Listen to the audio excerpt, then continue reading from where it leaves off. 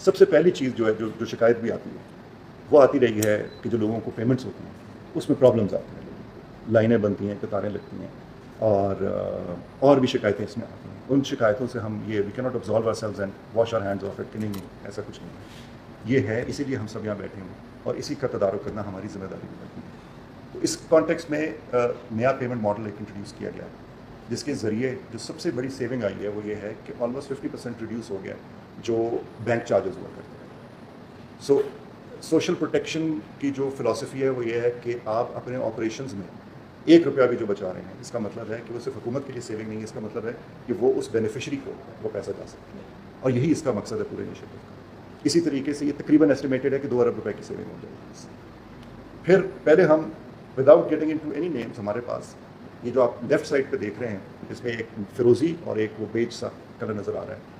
पहले सिर्फ हमारे पास 2 सर्विस प्रोवाइडर्स होते थे, यानी एक पूरे रीजन में एक ही सर्विस प्रोवाइडर होता था।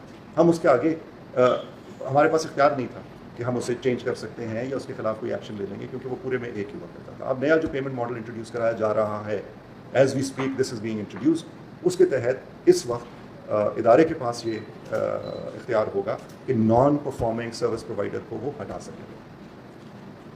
एक और चीज़ जो इसमें आएगी वो ये थी, जो कतारों का इशू आता था और लोगों को ट्रैवल करना पड़ता था। आप खुद सोचिए कि 10,500 रुपया जिसने वसूल करना है उसको सफ़र करके पॉस डिवाइस के पास, जो कि बैंक का नुमाइंदा होता है, उसके पास आना पड़ता था।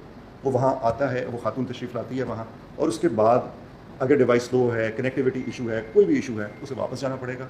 वो अपनी दिहाड़ी भी लूज़ करेगी, उसको सफ़र का भी एक्सपेंडिचर करना पड़ेगा।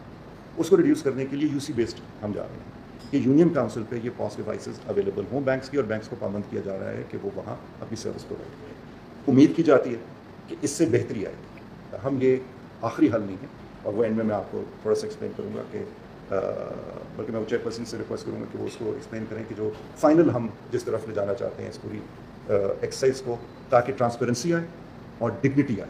तो जो हमारा बेनिफिशरी है, अगर हम उससे डिग्निटी नहीं दे पाते तो पूरा इस पूरी एक्सरसाइज का मकसद ये है कि सिर्फ फाइनेंशियल एड नहीं है, उसकी डिग्निटी का भी ख्याल रखना हमारी जिम्मेदारी है। अगर उसे लाइनों में लगे धक्के खाने पड़ेंगे तो ये उसके मकसद को डिफीट कर रहा होता है।